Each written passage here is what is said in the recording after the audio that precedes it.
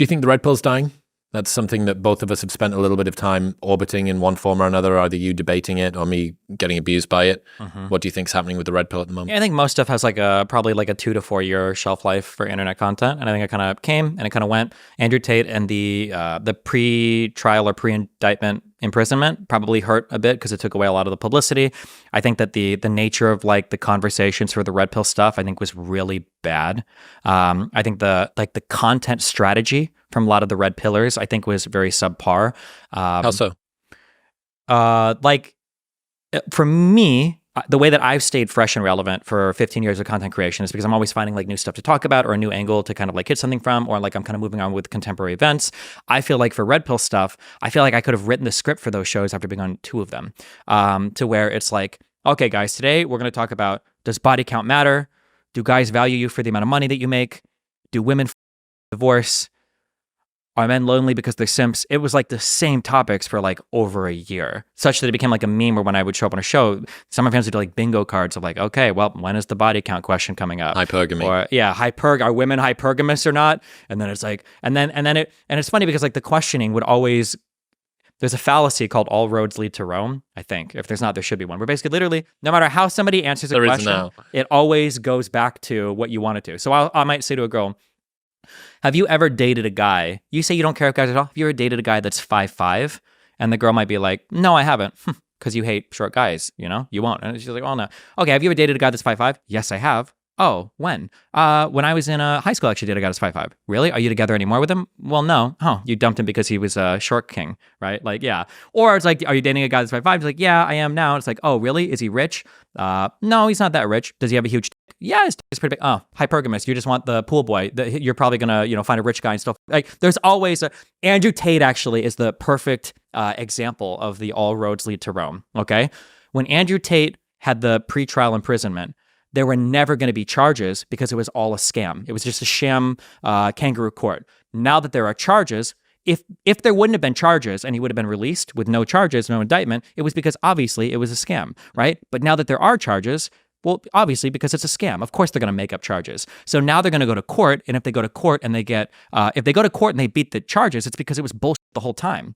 But if they go to court and they're convicted, well, it's because it's bullshit the whole time. They're going to make it up always. So literally, no matter what happens, it's always because of your particular prediction of the world. So you end up with these prediction models that will predict every single event, which means they don't actually predict anything, but it allows you to escape the cognitive dissonance of your predictive model not being correct. So you don't have to worry if you've got a good view, like a good blueprint of the world, because literally, no matter what happens, you've always got a way to make sense of it in the future. Well, this is why that 4-step process of when was the last time someone publicly admitted that they were wrong? When was the last time they surprised you? If someone came out and had a discussion about this and was like, do you know what it is? I actually think that a lot of the time I do actually see girls in relationships with guys that hypergamously I wouldn't predict that they were in a relationship with. That guy just seems to have game. It's not really about the fact that he's tall or fit or rich or has status or any of these things. He just seems to be like a really nice guy and she wants to have a family and he ends up being, you go, I wasn't expecting that. That was something that would have surprised me. You think, okay, well, that shows an evolution of talking points, but I don't know how many times, and this is why, I'm still fascinated in evolutionary psychology and intersexual and intrasexual dynamics and all of that stuff. It's still very interesting to me, but the whole, lambasting women for having standards that are too high, that never was something that really crossed my world of content creation. But even now it's okay, so what else is happening? How can here's an interesting angle. Here's a much more interesting angle for me for something that's contemporary and new. This skew of young girls to the left and this skew of young guys to the right. Given the fact that most people date within their political affiliation and because politics are becoming more important to each individual person now, that's interesting. That's like a new, okay, so what do we do? Where's this coming from and what does this mean? 30% of Democrat parents are afraid that their son or daughter would marry a Republican. That's interesting. So what about parental pressure and how does that play into it? That's interesting. You can keep talking about the same thing, but do it with a different angle on it, continuing to just hammer away on the same points.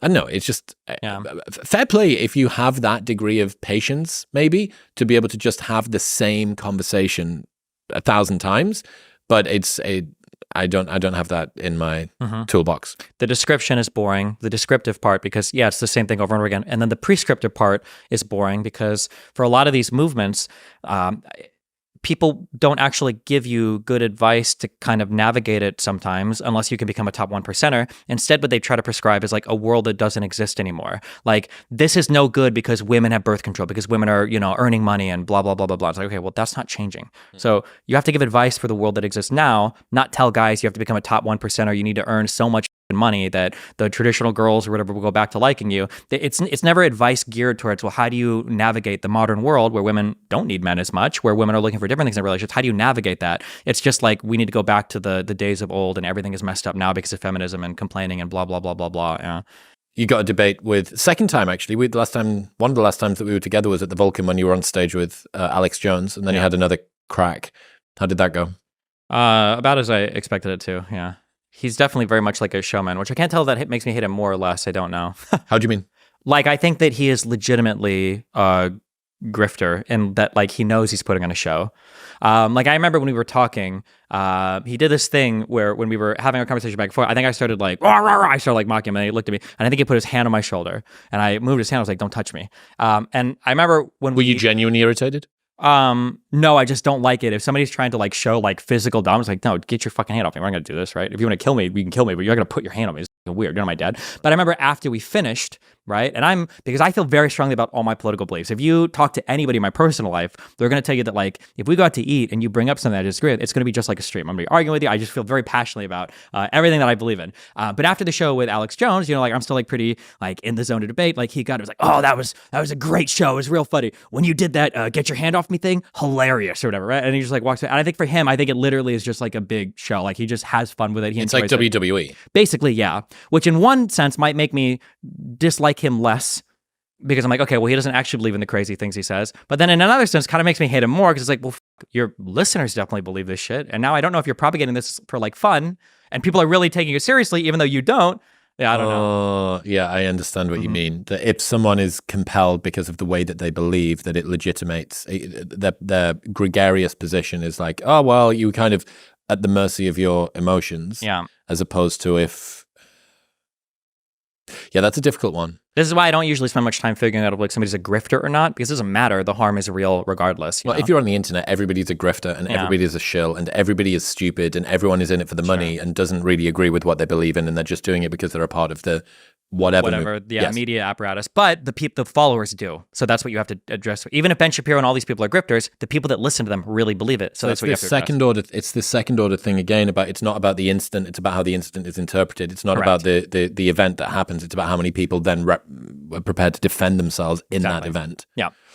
Yeah. Well, I don't fucking know, man. It seems to me like a very messy time, and I'm really, really hoping that it's just going to be more sane out the other side of this.